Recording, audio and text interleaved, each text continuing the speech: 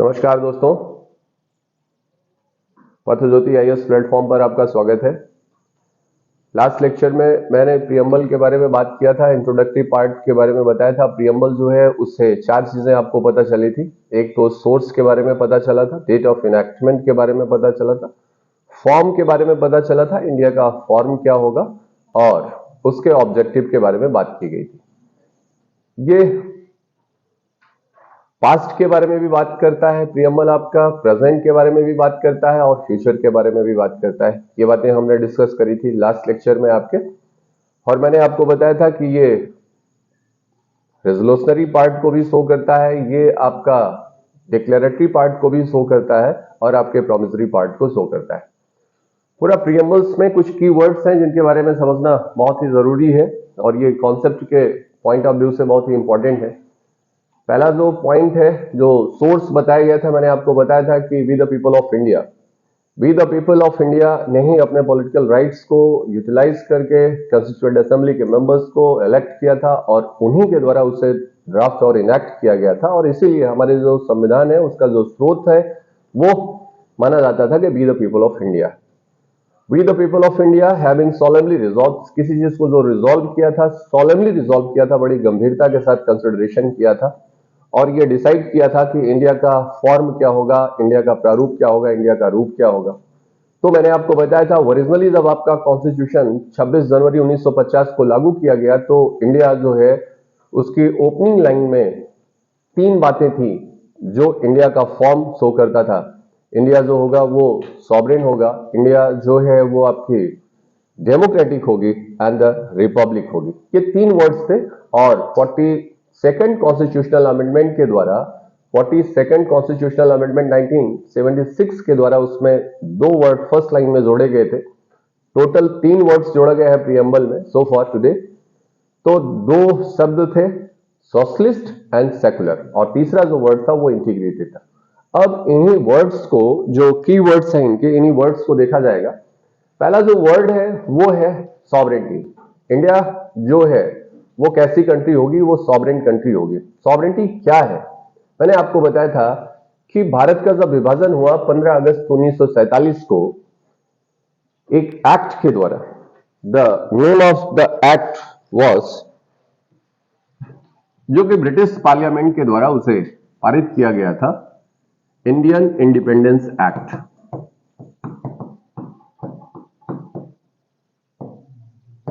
Indian independence act 1947, और जिसे enforce किया गया था, जो लागू किया गया था, वो 18 जुलाई। ये क्वेश्चन आपसे पूछा गया है कि किस डेट को ये एक्ट आपका लागू किया गया था, तो 18 जुलाई 1947 को ये लागू किया गया था। और 15 अगस्त 1946 को 15 अगस्त 1947 को भारत का जो है वो विभाजन होता है।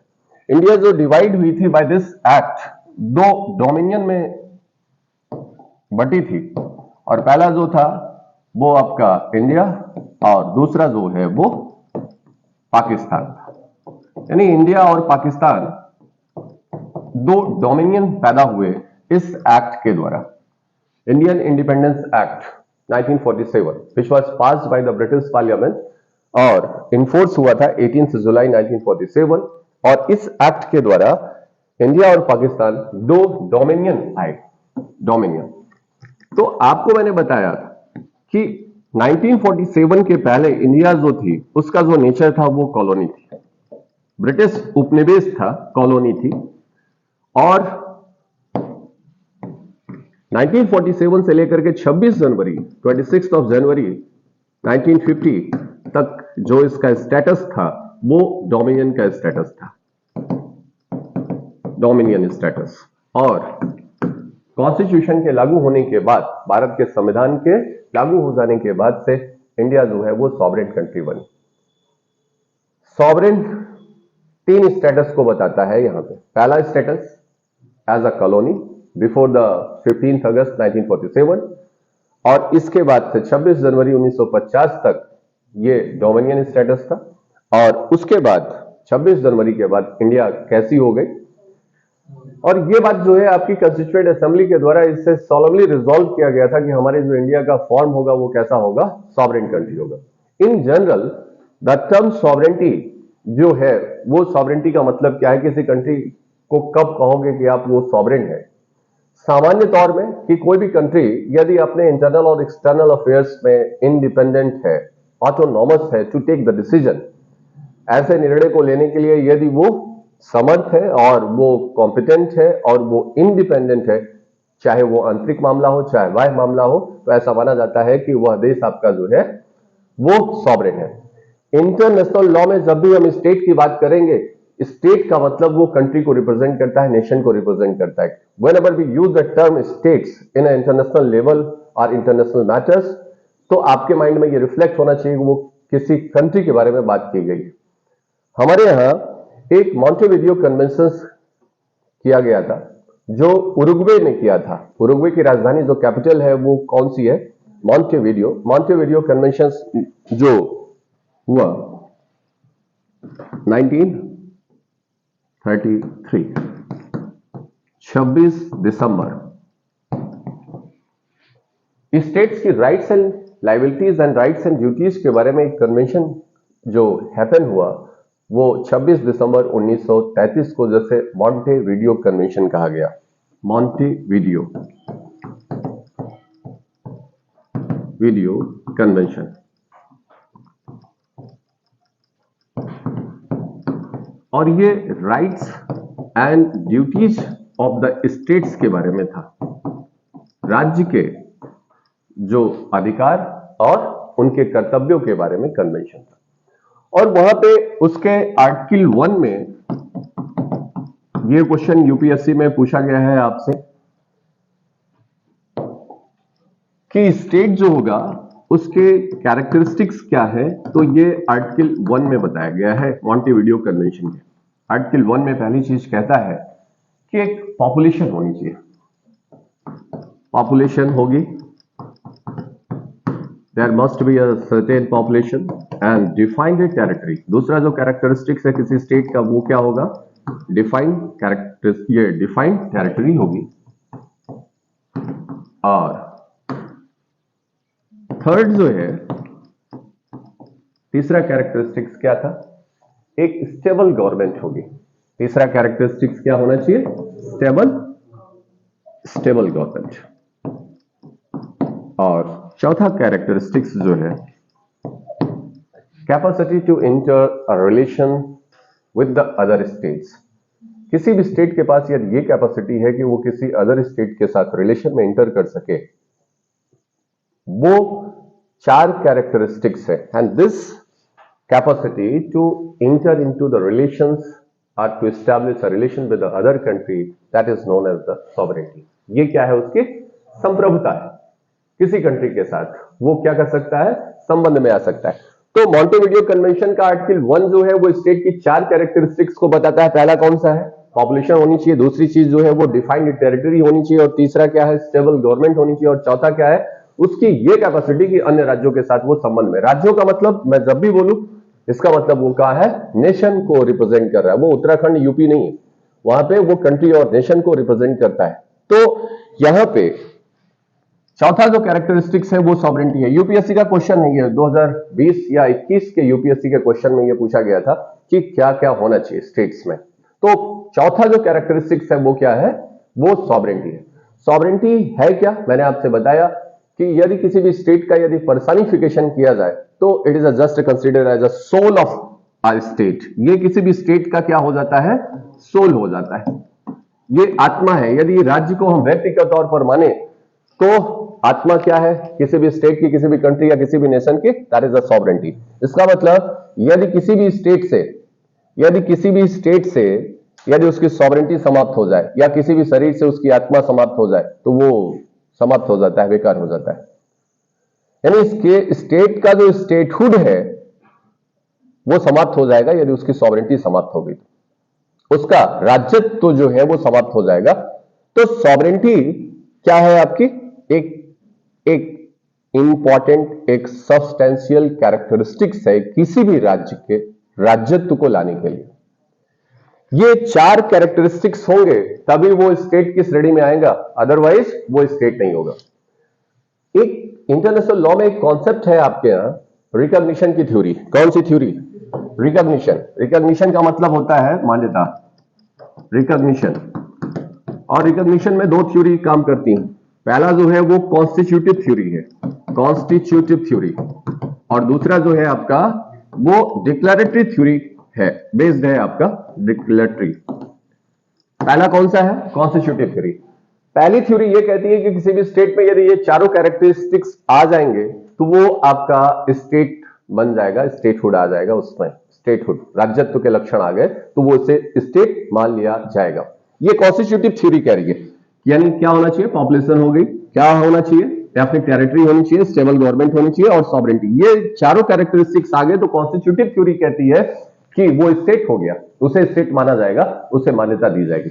डिक्लेरेटरी थ्योरी कह रही है कि भले ये चार स्टेट्स के चार कैरेक्टरिस्टिक्स भले ही उसमें आ जाए, लेकिन उसे जब तक आप रिकॉग्नाइज नहीं करोगे, जब तक उसे आप डिक्लेयर नहीं करोगे, तब तक वो स्टेटहुड को नहीं प्राप्त कर पाएगा, राज्यत्व तो स्वीकार नहीं कर पाएगा। ये अपनी अपनी थ्योरी को लेकर के चलती हैं, ठीक है। आज भी ये मान्यता का खंड है। ये जो मान्यता है वो डायरेक्ट भी हो सकता है, और कैसा हो सकता है आपका? इनडायरेक्ट भी हो सकता है।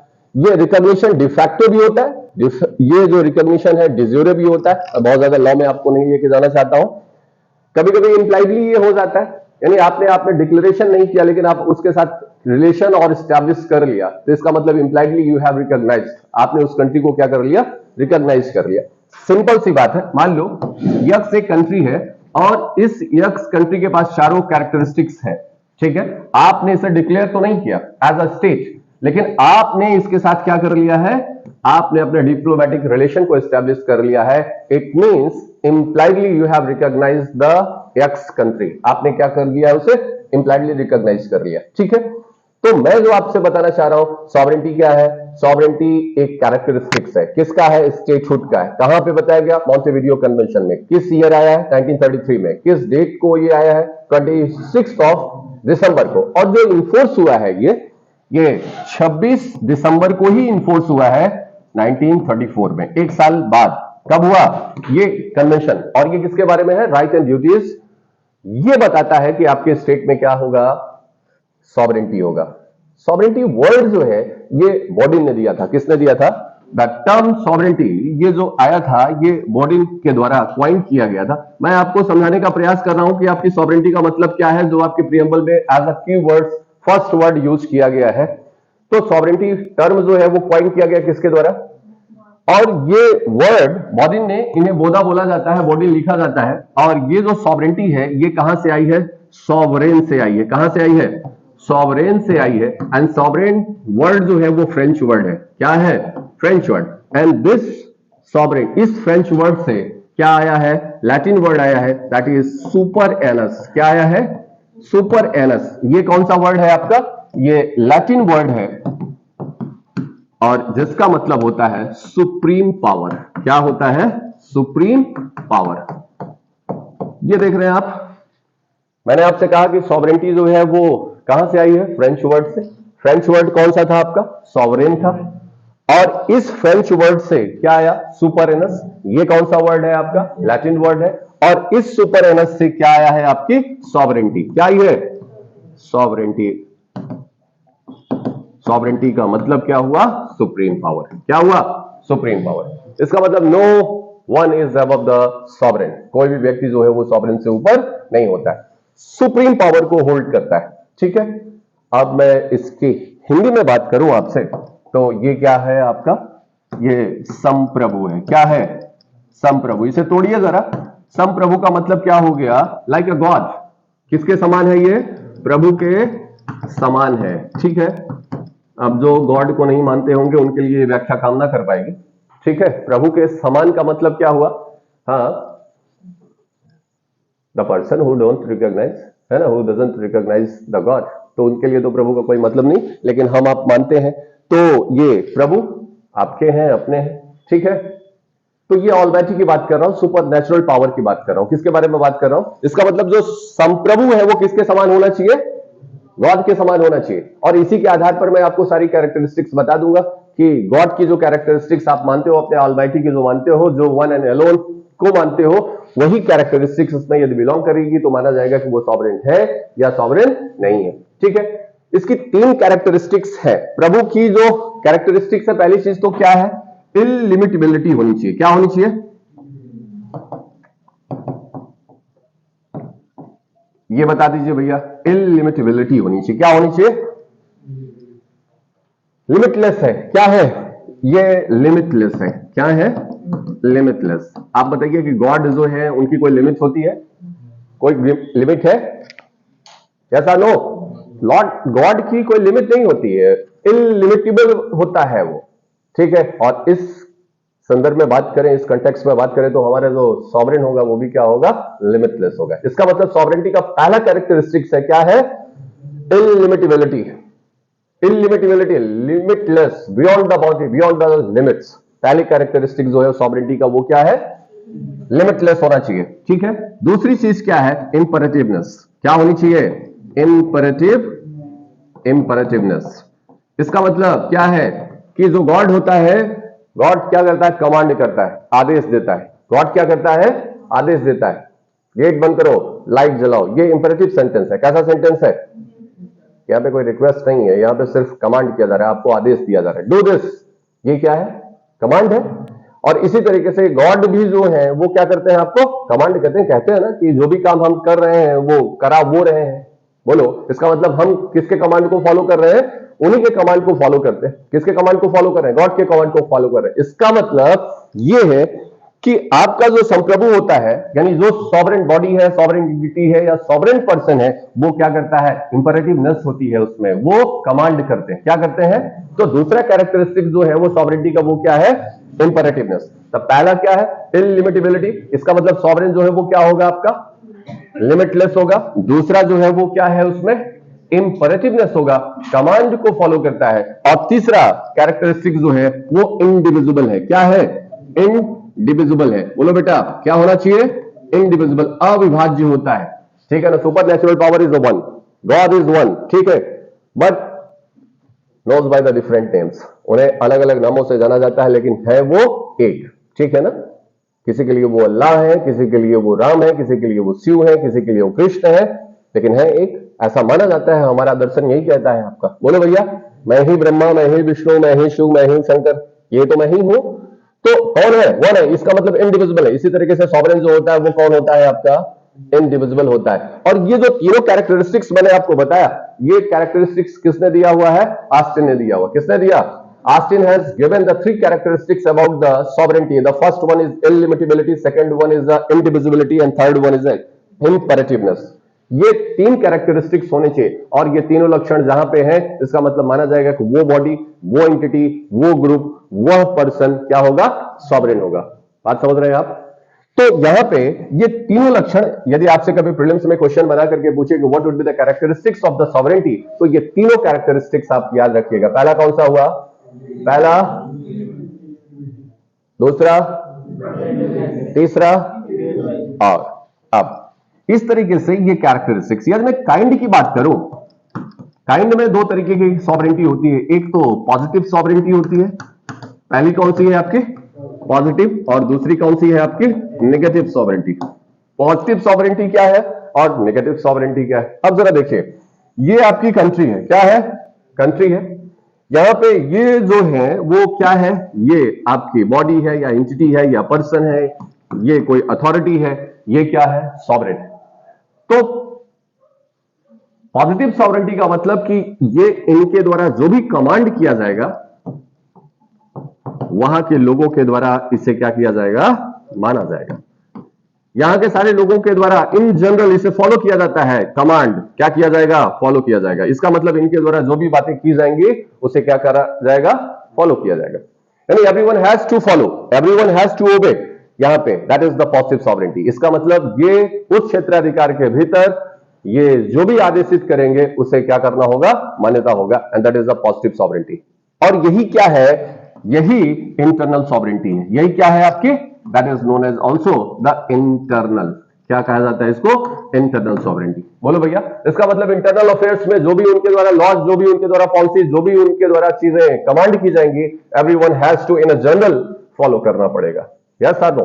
दूसरा, कि अब ऐसे ही सत्ता यदि किसी दूसरे के पास है, किसके पास है, किसी दूसरी कंट्री के पास है जो सॉवरेन है, और उनके द्वारा यदि कोई चीज कमांड की जा रही है, बोलो बेटा, उसके द्वारा क्या किया गया है, कमांड किया गया है, तो ये जो सॉवरेन है अपने ही समान किसी दूसरे सॉवरेन का या किसी दूसरे सुपीरियर्स के ऑर्डर्स को, कमांड को फॉलो करने के लिए क्या नहीं है, बाउंड नहीं है। ये उस बात का हैबिट्स नहीं रखता है, ये हैबिचुअल नहीं है।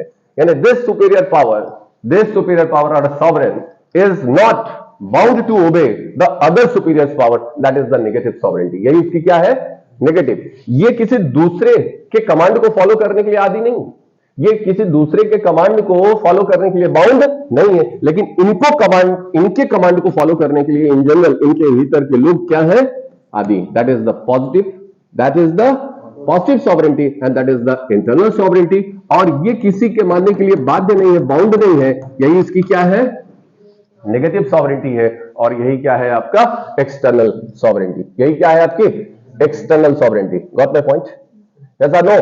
तो यदि मैं काइंड्स की बात करूं तो कितने तरीके की सॉवरेनिटी है आपके पास, स्टेट में कितनी तरीके की सॉवरेनिटी है, पॉजिटिव है, नेगेटिव है, इंटरनल है, एक्सटर्नल है। इसका मतलब यदि कोई कंट्री अपने internal as well as the external affairs पे पूरी तरीके से इंडिपेंडेंट है, वो हर डिसीजन क्या कर सकती है, इंडिपेंडेंटली ले सकती है, तो उस कंट्री को क्या बोला जाएगा, सॉवरेन बोला जाएगा। क्या बोला जाएगा, यहां पे ये इंडिपेंडेंट अथॉरिटी है, किसी भी डिसीजन को लेने के लिए दूसरे के सैंक्शन की जरूरत नहीं, किसी के अप्रूवल की जरूरत नहीं है। बोलो बेटा, तो ऐसी स्थिति में ऐसी जो कंट्रियां होंगी वो क्या होंगी, आपकी सॉवरेन कंट्रियां मानी जाएंगी।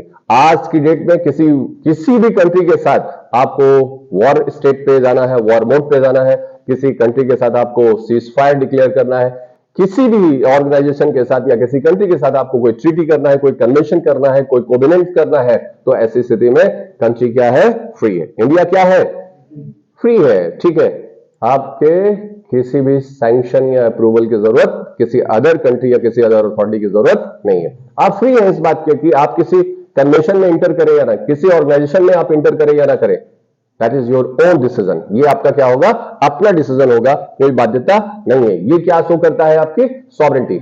इसी तरीके से यदि कोई भी कंट्री है और उस कंट्री में उसके द्वारा यदि कोई लॉ बनाया जा रहा है, तो वहां के लोगों के द्वारा उसे क्या करना होगा, मानना होगा। यानी इसका मतलब वो इंटरनल मैटर्स को भी डिसाइड करती है और एक्सटर्नल मैटर्स पर वो इंडिपेंडेंट होती है। बोलो भाई, हमने चाइना के साथ वॉर करा, हमने पाकिस्तान के साथ वॉर करा, हमने किसी का अप्रूवल नहीं लिया। बोलिए, ये डिसीजन किसका था, हमारा अपना था, यानी कंट्री का अपना डिसीजन होता है। बोलो भाई, यहां पे कोई भी जो है, कोई भी एक्सटर्नल प्रेशर्स आपके ऊपर काम नहीं कर सकता है। ठीक है, अब इनडायरेक्टली कुछ हो जाए बात दूसरी। इन जनरल जो हमारी कंट्री है, अब आप देखिए, जब मैं बात करता हूं कि इंडिया सीटी पैटी पर हस्ताक्षर नहीं किया, किस पर सिग्नेचर नहीं किया था, CTBT, comprehensive test ban treaty. ठीक है, इस ट्रीटी पर साइन नहीं किया इंडिया ने। इसका मतलब यदि इस पर आपने साइन करा होता तो आपके जो भी न्यूक्लियर वेपन्स आपने बनाए हैं उन्हें आप टेस्ट नहीं कर सकते हो। ये सिग्नेचर, इसी के लिए ये ट्रीटी थी। ठीक है ना? तो ऐसी स्थिति में इंडिया ने इस पर सिग्नेचर नहीं किया। इसका मतलब ऐसे कन्वेंशन पे, ऐसी ट्रीटी पर इंटर करने के लिए इंडिया क्या है, इंडिपेंडेंट है। क्या है, इंडिपेंडेंट है। पेरिस कन्वेंशन में आप शामिल हो रहे हो, पेरिस कन्वेंशन में इंटर करना ये आपका अपना डिसीजन है। ठीक है, nobody can compel you to join and nobody can compel you to withdraw. कोई ऐसा कह सकता है, ये आपका अपना क्या है, सेल्फ डिसीजन है कि आप उसके बेटरमेंट को ध्यान में रखते हुए आप उसे ज्वाइन करो या आप उसे विथड्रॉ कर सको। लेकिन ये तो एक सामान्य बात है जो थ्योरेटिकल एस्पेक्ट है आपका। किसका एस्पेक्ट है, थ्योरी का बात करता है। लेकिन जब ग्लोबलाइजेशन के इस दौर में इंडिया जो है वो पूरे वर्ल्ड में ग्लोबलाइजेशन चल रहा है ना, वसुधैव कुटुंबकम का कॉन्सेप्ट जो ऑल ओवर वर्ल्ड चल रहा है, तो आज की डेट में हमने अपना दायरा और अपने जुरिस्डिक्शन को बढ़ाया हुआ है और इसलिए हमें क्या करना होता है, कुछ ऐसे फंक्शंस करने होते हैं और कुछ ऐसी बाध्यताएं हैं, कुछ ऐसी लाइबिलिटीज हैं जो कि इंटरनेशनल ऑर्गेनाइजेशन या अदर कंट्रीज के द्वारा हमें फॉलो करने होते हैं। ठीक है, जब पहली बार इंडिया कॉमनवेल्थ को ज्वाइन किया था, कॉमनवेल्थ एसोसिएशन जो था आपका, जो ग्रुप था, जो कंट्रियों का, जो कॉलोनीज कंट्रियां थी, जो औपनिवेशिक, जब वो स्वतंत्र हुई तो उनका एक ऑर्गेनाइजेशन बना जिसे कॉमनवेल्थ के नाम से जाना गया। तो इंडिया जब उसमें इंटर किया, अपनी सदस्यता ली, तो ये कहा गया कि, और उसका जो हेड था वो कौन था? England, Britain. तो ये माना गया कि आपने फिर से अपनी सॉवरेनिटी को क्या कर दिया? कंप्रोमाइज कर दिया, सरेंडर कर दिया। तो इस पर पंडित जवाहरलाल नेहरू ने कहा कि किसी भी संघ या किसी भी ऑर्गेनाइजेशन में शामिल कर देने मात्र से आपकी सॉवरेनिटी जो है वो कंप्रोमाइज नहीं होती। ठीक है, आप स्वतंत्र इस बात से हैं कि जब तक चाहेंगे और जब तक स्वेच्छा उस ऑर्गेनाइजेशंस में जुड़े रह सकते हैं, और जब चाहे आप उस ऑर्गेनाइजेशन से क्या कर सकते हैं? विड्रॉ कर सकते हैं। That is your sovereignty. आप इस मामले पर क्या है? इंडिपेंडेंट है। मैं अक्सर बताता हूं कि कुछ मायने में और कुछ हद तक हर कंट्रियों की जो है सॉवरेनिटी क्या हो चुकी है? कंप्रोमाइज हो चुकी है। आज की डेट में आप आईएमएफ के पार्ट हैं, यदि आप डब्ल्यूटीओ के पार्ट हैं, यदि आपको ऐसी कोई भी चीजें करनी है तो उनकी जो दायित्व है, उनके जो बाध्यताएं हैं, उन्हें फॉलो करना पड़ता है। क्या करना पड़ता है? हम यूएनओ के पार्ट हैं। यूएनओ ने भी बता दिया है कि यदि आप ज्वाइन करना चाहते हो तो आपके अंदर ये कैरेक्टरिस्टिक्स होना चाहिए। बीइंग ए स्टेट क्या होना चाहिए? पीस लविंग होना चाहिए। कैसा होना चाहिए? आपका पीस लविंग कंट्री होनी चाहिए। यानी कुछ बाध्यताएं हैं जिसे हम स्वीकार करते हैं और स्वीकार करने के बाद ही उसमें क्या करते हैं? इंटर करते हैं। तो मैंने आपसे जो कहा कि आप पूरी तरीके से इंडिपेंडेंट है, is something compromise in this global world. क्या हो चुका है? इन स्पाइट ऑफ दिस, इसके बावजूद भी ये नहीं कहा जा सकता है कि आपकी जो कंट्री है वो सॉवरेन नहीं है। आज भी हम क्या है? स्वतंत्र है, अपने आंतरिक और बाह्य मामलों पर निर्णय लेने के लिए और डिसीजन लेने के लिए पूरी तरीके से स्वतंत्र है। तो ये आपका जो पहला टर्म था वो क्या है? सॉवरेनिटी। मैं फिर से आपको बताता हूं, इंडिया का जो नेचर था 15 अगस्त 1947 के पहले, ठीक है, 15 अगस्त 1947 के पहले क्या था? कॉलोनी थी। और फिर उसके बाद से लेकर के 26 जनवरी 26 ऑफ जनवरी 1950 तक क्या था? डोमिनियन का स्टेटस था। डोमिनियन का मतलब अधिराज्य होता है, और अधिराज्य का मतलब होता है कि कुछ ऐसे मैटर्स अभी भी जो है वो डील किए जा रहे हैं। किसके द्वारा? दूसरे के द्वारा। अभी आप पूर्ण राज्य का दर्जा नहीं पाए। मैंने आपको बताया था, जो डिफेंस का मैटर था, जो एक्सटर्नल अफेयर्स का मैटर्स था, जो क्राउन था, अभी वो आपके यहां हेड है। तो इन मैटर्स को छोड़ करके बाकी सारे मामलों में आप क्या है? स्वतंत्र हो गए। और यह भी क्या 26 जनवरी 1950 को वह भी समाप्त हो गया। यानी पूरी की पूरी तरीके से आपको क्या मिल गई? सॉवरेनिटी प्राप्त हो गई। बोलो बेटा, कितनी बातें समझ में आई? क्लियर है यहां तक? तो पहला वर्ड सॉवरेनिटी समझ में आया। सॉवरेनिटी यदि आपसे इन जनरल पूछे तो बस एक लाइन दो लाइन में आप बताइए, तो ऐसी कंट्रियां जो कि क्या है? ऐसी कंट्रियां जो कि क्या है? अपने इंटरनल मैटर्स में और एक्सटर्नल मैटर्स में पूरी तरीके से डिसीजन लेने के लिए क्या है? स्वतंत्र है। जब आप यूएनओ का चार्टर पढ़ोगे, यूनाइटेड नेशन ऑर्गेनाइजेशन का चार्टर पढ़ोगे, तो वहां पे आर्टिकल 2 में 7 प्रिंसिपल्स बताए गए। कितने प्रिंसिपल्स है? 7 प्रिंसिपल्स बताए गए। और वहां पे पहला ही आर्टिकल जो है, आर्टिकल 2 में पहला जो क्लास है वो बता दिया गया है कि हर कंट्रियां क्या है? हर कंट्रियां क्या है? इक्वल है। हर कंट्रियां क्या है? इक्वल है। और हर कंट्री दूसरी की सॉवरेनिटी को क्या करेगी? रेस्पेक्ट करेगी। क्या करेगी? दूसरों की सॉवरेनिटी को क्या करेगा? रिस्पेक्ट करेगा। ठीक है, इसका मतलब इक्वालिटी के प्रिंसिपल्स को लागू किया गया है। चाहे वो नेपाल की सॉवरेनिटी हो, चाहे वो भूटान की सॉवरेनिटी हो, चाहे यूनाइटेड स्टेट ऑफ अमेरिका की सॉवरेनिटी हो, चाहे ब्रिटेन की सॉवरेनिटी हो, sovereignty must be respected and sovereignty is equal. Sovereignty क्या है आपकी? इक्वल है। बात समझ पाए आप? क्लियर है? तो अगला जो पॉइंट है आपका वो कौन सा है? जो किसके बारे में बात करता है? सोशलिज्म के बारे में बात करता है। मैंने बताया था कि आपका ये जो टर्म है आपका सोशलिज्म, ये वर्ड्स कब आया आपके यहां? ये शब्द कब आया आपके यहां? ये 42nd कॉन्स्टिट्यूशनल अमेंडमेंट के द्वारा आया था। कब आया? 42nd कॉन्स्टिट्यूशनल अमेंडमेंट के द्वारा 1976 में ये जोड़ा गया। 3 वर्ड्स जोड़ा गया था, यस, आई, यस। ठीक है, कौन सा जोड़ा गया? सोशलिस्ट वर्ड जोड़ा गया, इंटीग्रिटी वर्ड जोड़ा गया, और सेक्युलरिज्म वर्ड्स को जोड़ा गया। पहले आपके यहां प्रियम्बल में सिर्फ यस, डी, आर थी। कौन था? सॉवरेनिटी थी, डेमोक्रेटिक था, रिपब्लिक था। आज की डेट में क्या हो चुका है? सॉवरेन है, सोशलिस्ट है, सेक्युलर है, डेमोक्रेटिक है, रिपब्लिक है। तो जो सेकंड वर्ड है आपका वो किसके बारे में बात करता है? सोशलिस्ट के बारे में बात करता है, समाजवादी व्यवस्था के बारे में बात करता है, समाजवादी व्यवस्था के बारे में। ठीक है, समाजवादी व्यवस्था क्या है आपकी? सोशलिज्म क्या है? मैं आपसे बार बार कहता हूं कि हमारे यहां यदि हम इकोनॉमिक्स की बात करें तो दो तरीके की अर्थव्यवस्थाएं आपको नजर आएंगी। पहली जो है आपकी वो कैपिटलिस्ट है और दूसरी जो है वो सोशलिस्ट है। ठीक है, एक तो पूंजीवादी अर्थव्यवस्था है और दूसरी जो है वो समाजवादी अर्थव्यवस्था है। ठीक है, पहली क्या है आपकी?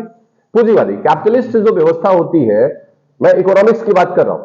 तो कैपिटलिस्ट व्यवस्था जो होती है वो किस पर काम करती है? वो पर्सनल इंटरेस्ट पर काम करती है। किस पर काम करेगी? पर्सनल इंटरेस्ट पर काम करती है। और यहां पे जो वैल्यू है वो किसके द्वारा डिसाइड किया जाता है? यहां पे वो मार्केट्स की मैकेनिज्म के थ्रू डिसाइड किया जाता है। यहां पे जो कंट्रोल होता है, जो मीन्स ऑफ प्रोडक्शन होते हैं, उस पर कंट्रोल किसका होता है? इंडिविजुअल्स का होता है। और जो प्रॉफिट्स होता है, जो बेनिफिट्स होता है, उसे कंट्रोल कौन करता है? इंडिविजुअल्स करता है। पर्सनल इंटरेस्ट के लिए काम करता है। किसके लिए काम करेगा? पर्सनल इंटरेस्ट के लिए काम करता है। और इस मैकेनिज्म को कंट्रोल कौन करता है? मार्केट करती है। कौन करेगा? मार्केट। कैसे मार्केट इसे कंट्रोल करता है? मार्केट जो डिमांड एंड सप्लाई के कॉन्सेप्ट को फॉलो करता है। किसको? Demand and supply. यानी यहां पे जो प्राइस कंट्रोल का मेथड है वो क्या है? कैपिटलिज्म जो होता है वो लेजर फेयर के कॉन्सेप्ट पे काम करता है। लेजर फेयर का मतलब अहस्तक्षेप की नीति, यानी इसका मतलब जो बिजनेस है, जो आपके ट्रेड है, उस पर स्टेट का कंट्रोल नहीं होता है। और ये कंट्रोल कौन करेगा? इंडिविजुअल। और इंडिविजुअल जो है वो क्या करता है? पर्सनल इंटरेस्ट पर काम करता है। किस पर काम करेगा? तो यहां पे जो प्राइस कंट्रोल हो रही है वो किसके द्वारा कंट्रोल होती है आपकी? वो मार्केट के मैकेनिज्म के थ्रू कंट्रोल होती है। किसके थ्रू कंट्रोल होती है? मार्केट के मैकेनिज्म के थ्रू कंट्रोल होता है। मार्केट मैकेनिज्म क्या है आपका? मार्केट का मैकेनिज्म डिमांड एंड सप्लाई। किस पर काम कर रही है आपकी? Demand and supply. इसका मतलब यदि आपकी सप्लाई जो है वो कांस्टेंट है, सप्लाई क्या है बेटा? कांस्टेंट है, डिमांड आपकी क्या हो गई? डिमांड आपकी इंक्रीज कर गई। ऐसी स्थिति में प्राइस अपने आप क्या हो जाएगी? हाइक कर जाएगी। सप्लाई कांस्टेंट है, डिमांड आपकी हाइक कर गई, तो प्राइस भी क्या हो जाएगी? इंक्रीज कर जाएगी। बोलो, यदि आपकी डिमांड कांस्टेंट है, सप्लाई क्या हो गई? बढ़ गई, ऐसी स्थिति में प्राइस क्या हो जाएगी? कम हो जाएगी। तो कैपिटलिज्म की व्यवस्था में मैंने आपसे बताया कि लेजर फेयर के कॉन्सेप्ट पे काम करता है। लेजर फेयर का मतलब there is no control of the government over the business of the individual.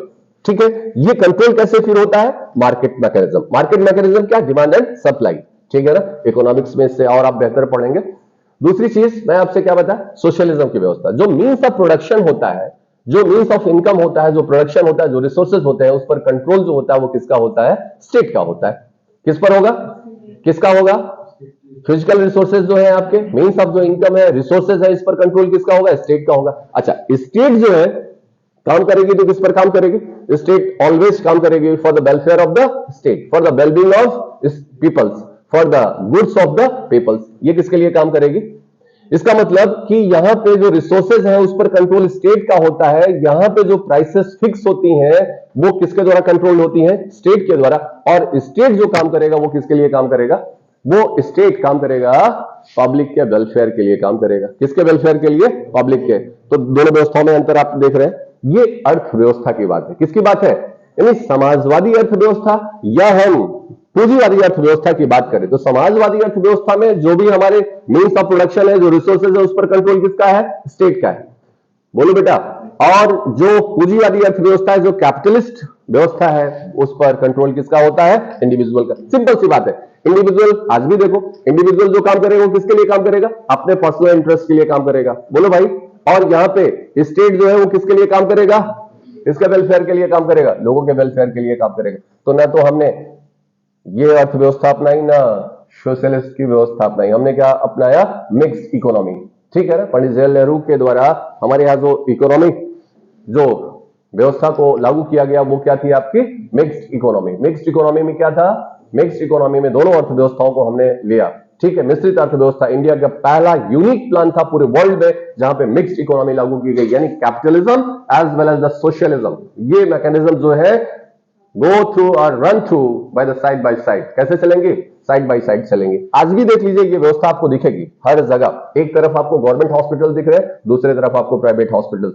एक तरफ आपको गवर्नमेंट एयरलाइंस है, दूसरी तरफ आपकी जो है प्राइवेट एयरलाइंस चल रही। एक तरफ आपकी गवर्नमेंट का ट्रांसपोर्टेशन है, दूसरी तरफ आपका क्या है? एक तरफ आपकी गवर्नमेंट की कंपनियां हैं, दूसरी तरफ आपकी क्या है? प्राइवेट। हर रिसोर्सेस में आप देखिए कि प्राइवेट एज वेल एज क्या है आपका? अब यूपीएससी में एक ऑब्स्ट्रैक्ट का क्वेश्चन आता है कि जो हमारी अर्थव्यवस्था है, जो समाजवादी अर्थव्यवस्था है, it is just incline towards the capitalism. ठीक है, ये कहां चल रही है? पूंजीवादी अर्थव्यवस्था के बारे में बात कर रही है। और इस पर आप लोग जो है एक छोटा सा स्टेटमेंट लिख करके आप कमेंट में जरूर बताएंगे आप, ठीक है, कि what would be the effect when the, ठीक है, economic system of the India is switched to the socialist to capitalist व्यवस्था, ये बताएंगे आप। चलिए, अभी मैं आपसे क्या कह रहा हूं कि हमने क्या अपनाया था? मिक्स इकोनॉमिक की अर्थव्यवस्था। तो हमारे यहाँ का जो समाजवादी व्यवस्था है, यहाँ पे जो हमने सोशलिस्ट और सोशलिज्म वर्ड यूज किया हुआ है, that is not based on the economics. ये किस पर नहीं है? ये किसी विचारधारा पर बेस्ड नहीं है। ये क्या बताता है आपके? हमारे यहाँ का जो सोशलिज्म है, it is just not ideology, it is just matter of the policy. ये क्या है? आपकी नीतियों का विषय है। क्या है? ये नीतियों का विषय है। मैं बता रहा हूं, ये विचारधारा नहीं है। यहां पे संपत्ति का सामाजिकरण करना नहीं है, संपत्ति का राज्यीकरण करना नहीं है। सामाजिकरण का मतलब उसे सोशलाइजेशन नहीं करना है, यानी कि सारी की सारी जो फिजिकल रिसोर्सेज है, जो मीन्स ऑफ प्रोडक्शन है, उसे स्टेट अपने कंट्रोल में करे, ऐसा कॉन्सेप्ट हमारे सोशलिज्म का मतलब नहीं है। हमारे यहां का सोशलिज्म का जो मतलब है, जो हमारे कॉन्स्टिट्यूशन में है, वो ये है कि जब हमारी गवर्नमेंट क्या काम करे, जो इरेडिकेट करे, किस बात को इरेडिकेट करे? हमारी पॉवर्टी को, हमारी जो है अनएम्प्लॉयमेंट्स को, हमारे एक्सप्लॉयटेशंस को रोके। ठीक है, जो हमारा शोषण हो रहा है उसको क्या करे? रोके। अपलिफ्टमेंट करे, किस बात का? जो हमारे डिप्रेस्ड है, डाउन टोडन है, उन्हें अपलिफ्ट करे। ये जो पॉलिसीज के थ्रू आप काम करते हो, दैट इज द सोशलिज्म। क्या है? Socialism is a policy. Socialism क्या है? आपकी जो समाजवादी व्यवस्था है, जो समाजवाद है, आपका समाजवाद क्या है? ये पॉलिसी है। और इन पॉलिसीज के द्वारा क्या किया जा रहा है? भारत की बेरोजगारी को समाप्त किया जा रहा है, अशिक्षा को कम किया जा रहा है, निर्धनता को कम किया जा रहा है, आपके हेल्थ स्ट्रक्चर्स को क्या किया जा रहा है? हेल्थ को बढ़ाया जा रहा है, इंप्रूव किया जा रहा है। जो हमारी वे ऑफ लाइफ है, जो स्टैंडर्ड ऑफ लाइफ है, उसे अपलिफ्ट किया जा रहा है। ये क्या है? आपका सोशलिज्म। ये क्या है? सोशलिज्म। मेरी बात आप लोग समझ पाए? ऑनरेबल सुप्रीम कोर्ट के द्वारा D S Nakara versus Union of India के केस में, किसमें? D S Nakara versus Union of India के केस में ये बताया गया। क्या बताया गया आपका? कि socialism means aim to end eliminate, aims to end to eliminate the inequality of the income. ठीक है, इसका एम क्या है? एम एंड करना है। किस चीज को एंड करना है? किस चीज को समाप्त करना है? Inequality of the income. Inequality of the income. ठीक है, जो भी हमारी इनकम है उसके इनइक्वालिटी को समाप्त करना है, ये हमारा समाजवाद है। इनइक्वालिटी इन स्टेटस, जो भी परिस्थिति में अंतर है, जो असमानताएं हैं, उसे दूर करना, ये हमारा समाजवाद है। स्टैंडर्ड ऑफ लाइफ में जो असमानताएं हैं उसे दूर करना, ये हमारा क्या है? समाजवाद है। And to provide the decent standard of life, और लोगों को क्या प्रोवाइड करना है? Decent standard of life. ठीक है ना? That is the socialism. ये हमारे कहां का सोशलिज्म है। मेरी बात आप लोग समझ पाए? इसका मतलब क्या है? क्या क्या समाप्त करना है? और ये कैसे हो सकता है? Through the way of policies, through the way of laws, through the way of democratic methods. ठीक है, लोकतांत्रिक तरीकों से, लोकतांत्रिक नीतियों के द्वारा, लोकतांत्रिक कानून को बना करके हम क्या करें? असमानता को कम करें। मेरी बात आपको समझ में आई? तो हमारे यहाँ का समाजवाद जो है वो संपत्ति का सामाजिकरण नहीं है, संपत्ति पर राज्य का कंट्रोल नहीं है। हमारे यहाँ कंट्रोल करे राज्य, ऐसा नहीं। हमारे यहाँ का जो सोशलिज्म है वो क्या कहता है? कि समाज से क्या हो? असमानताएं दूर हो। किसमें असमानताएं? जो परिस्थिति में है, जो स्टेटस में इनइक्वालिटी क्रिएट हुई है, जो स्टैंडर्ड ऑफ लाइफ में इनइक्वालिटी क्रिएट हुई है, जो एजुकेशन में इनइक्वालिटी क्रिएट हुई है, जो जेंडर में इनइक्वालिटी क्रिएट हुई है, उन्हें क्या किया जाए? उन्हें पैचअप किया जाए, ऐसी पॉलिसीज को बनाया जाए। That is the socialism. देखिए, हमने जो कॉन्सेप्ट अडॉप्ट करा, कौन सा कॉन्सेप्ट अडॉप्ट करा था? वेलफेयर स्टेट का। किसका कॉन्सेप्ट अडॉप्ट किया है आपने? वेलफेयर स्टेट का कॉन्सेप्ट। जब article 38 directive principle of state policy में पढ़ोगे तो वहां पे क्या बात बताई गई है? Directive principle of state policy में पढ़ोगे तो वहां पे कहा गया है कल्याणकारी राज्य के बारे में बात किया गया। किसके बारे में बात किया गया? वेलफेयर स्टेट के बारे में बात किया गया। बोले बेटा, और वेलफेयर स्टेट का मतलब क्या है? वेलफेयर स्टेट का क्या मतलब होता है? वेलफेयर स्टेट का क्या मतलब हुआ? इसके पहले स्टेट जो होता था उसका नेचर देखो क्या था। पहले का जो राज्य था वो बेटा पुलिस राज्य था। कैसा राज्य था? पुलिस स्टेट बोला जाता था इसको। और स्टेट का जो क्रिएशन तो आप लोगों ने पढ़ा होगा, सोशल कॉन्ट्रैक्ट थ्योरी पढ़ा है आपने। सोशल कॉन्ट्रैक्ट थ्योरी में, यानी राज्य का जो उद्भव हुआ है, जो राज्य का विकास हुआ है, वो किस वजह से हुआ है? सबसे पहले क्या है? इंडिविजुअल्स आए, इंडिविजुअल से क्या बनी? फैमिली बनी, फैमिली से क्या बना? आपकी सोसाइटी बनी, सोसाइटी से क्या बना? आपका सोसाइटी से क्या बना? आपका जो सिविल सोसाइटीज बनी, और सिविल सोसाइटी से क्या बना? स्टेट बना। बोलो। तो ऐसी स्थिति में एनार्की थी सोसाइटी में। क्या थी? एनार्की। ठीक है। जो थ्योरीज काम करती थी वो क्या थी? रिटेलिएशन की थ्योरी काम करती थी। ठीक है। आई फॉर आई, ठीक है, teeth for teeth, nail for nail, यही चलता था आपका, ये कॉन्सेप्ट था आपका। तो लोगों ने यूनाइट होकर के क्या किया? एक करार किया, एक एग्रीमेंट किया। ठीक है। एग्रीमेंट किस बात का? कि ऐसी कोई एक बॉडी होनी चाहिए जो कि हमारे द्वारा जो भी काम किए जा रहे हैं उन्हें पनिश करे, या हम अपने राइट्स को उनके फेवर में सरेंडर करें, और वो हमें क्या करे? हमारी लाइफ को, हमारी लिबर्टी को, हमारे लिम्स को, हमारी प्रॉपर्टी को क्या करे? प्रोटेक्ट करे। तो the basis of the state was what? The social contract theory. क्या बेसिस था आपके स्टेट के क्रिएशन का? सोशल कॉन्ट्रैक्ट थ्योरी थी। और सोशल कॉन्ट्रैक्ट थ्योरी में लोगों ने क्या करा? वहां के जो लोग थे उन्होंने अपने राइट्स को क्या किया? कॉन्फर किया, अपने राइट्स को एलिनेट किया, ट्रांसफर किया। किसके फेवर में? In the favour of state. किसके फेवर में? और स्टेट के इन्होंने अपने राइट्स को दिया, और इनके बदले में इनको क्या चाहिए था? इनको चाहिए था इनका प्रोटेक्शन। क्या चाहिए था? स्टेट क्या करेगा? इन्हें प्रोटेक्ट करे। किसको प्रोटेक्ट करे? इनकी लाइफ को। बोलो बेटा। लाइफ को, इनके लिम्ब को, और इनकी प्रॉपर्टी को। बोलो। इसका मतलब the basis of the creation of the state was what? There was a contract, there was a agreement. किसके किसके बीच में? यहाँ के लोगों के और राज्य के बीच में। अब जरा देखिए, जब सारे लोगों ने अपने पावर्स को कॉन्फर कर दिया in the favour of the state, तो स्टेट क्या हो गया? माइटीएस्ट हो गया। क्या हो गया? बलशाली हो गया कि नहीं हो गया? और इसका काम क्या था? फंक्शन क्या है? यहां पे स्टेट का फंक्शन सिर्फ और सिर्फ क्या है? लॉ एंड ऑर्डर को मेंटेन करेंगे। आपके यहां क्या बनाएंगे? आपका लॉ एंड ऑर्डर मेंटेन करेंगे, और क्या करेंगे? आपकी प्रॉपर्टी को, आपकी लाइफ को, आपके लिम्ब को प्रोटेक्ट करेंगे। The prime function and the prime duty of the state was 2 या 3, यही था आपका। क्या? कि आपको प्रोटेक्ट करेंगे, आपकी प्रॉपर्टी को प्रोटेक्ट करेंगे, और लॉ एंड ऑर्डर्स की व्यवस्था को मेंटेन करेंगे। यही काम तो पुलिस का है।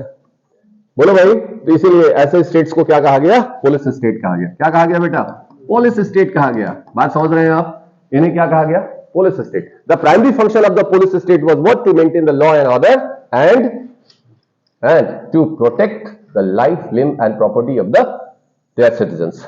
यही तो काम था।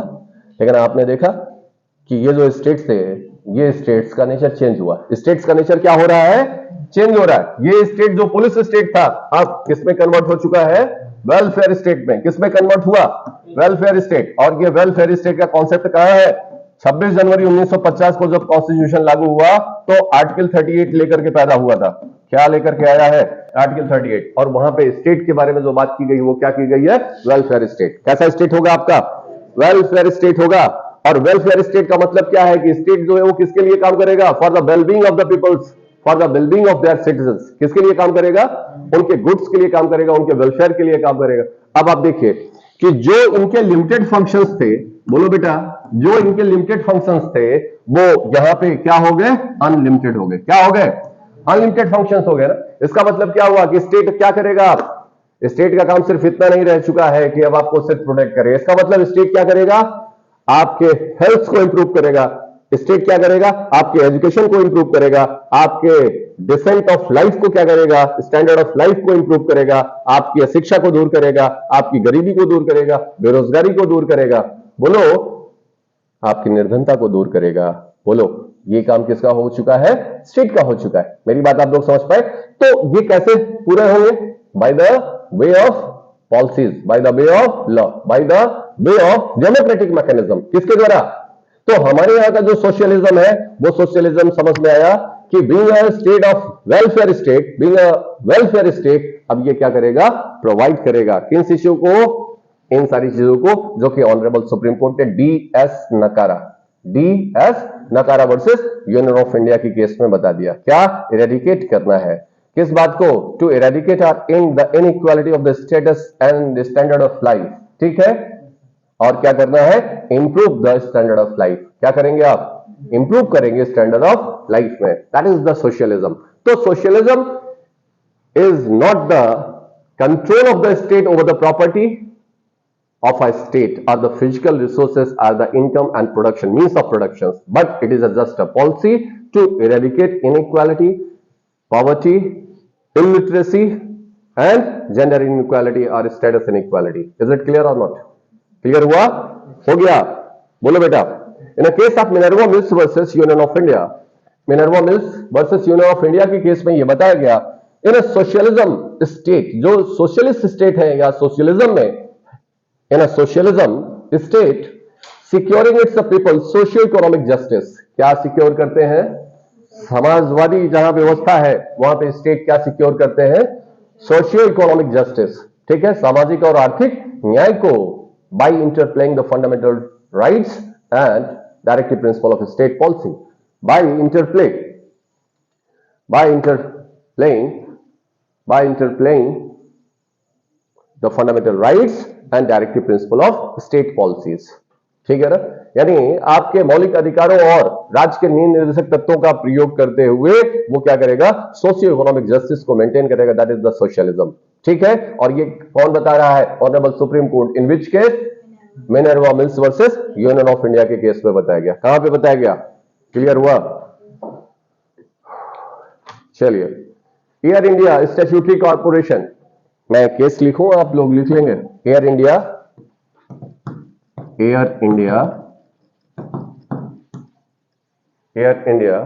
Statutory corporation, air India statutory corporation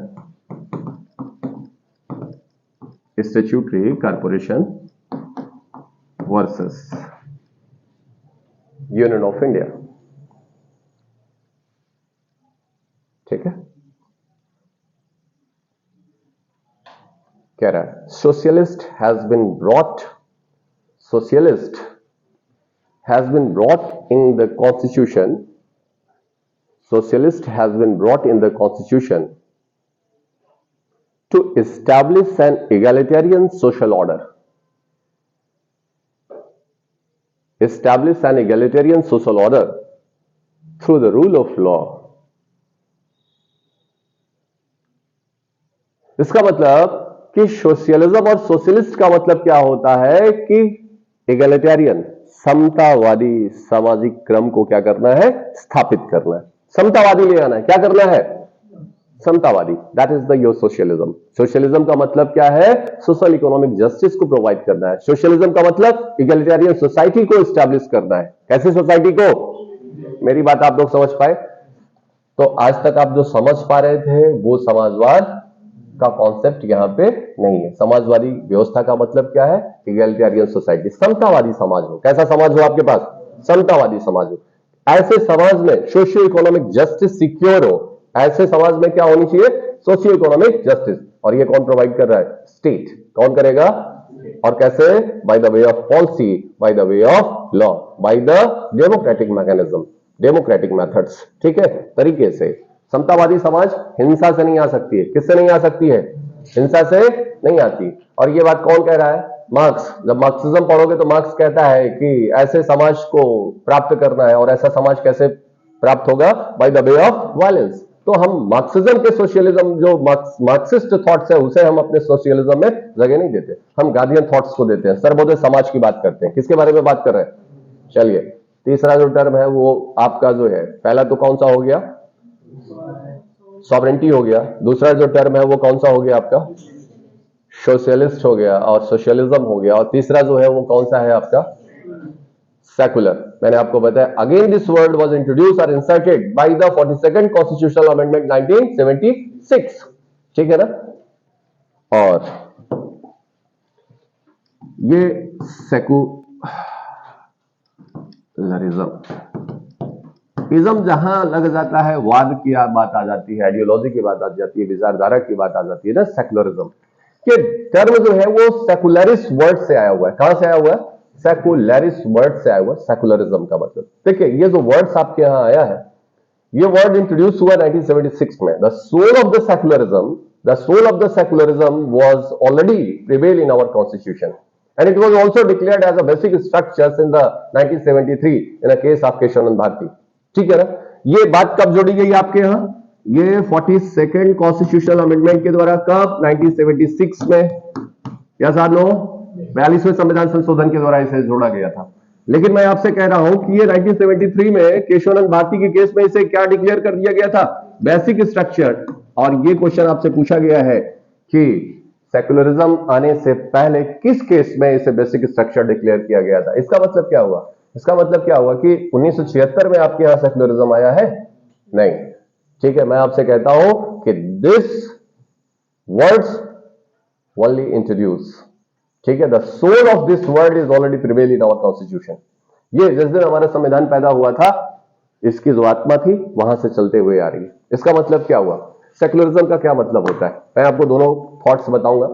secularism का मतलब इन जनरल होता है कि स्टेट जो होता है वो न्यूट्रलिटी को फॉलो करता है। किसको फॉलो करता है? सेकुलर का मतलब क्या होगा? स्टेट का जो स्टैंड होता है, राज्य का यानी देश का जो स्टैंड होगा वो क्या होगा? न्यूट्रल होगा, न्यूट्रलिटी को फॉलो करेगा। ठीक है ना? न्यूट्रलिटी का मतलब किसी भी धर्म के साथ कोई हस्तक्षेप नहीं करेगा, सभी धर्मों के साथ क्या करेगा? समान व्यवहार करेगा।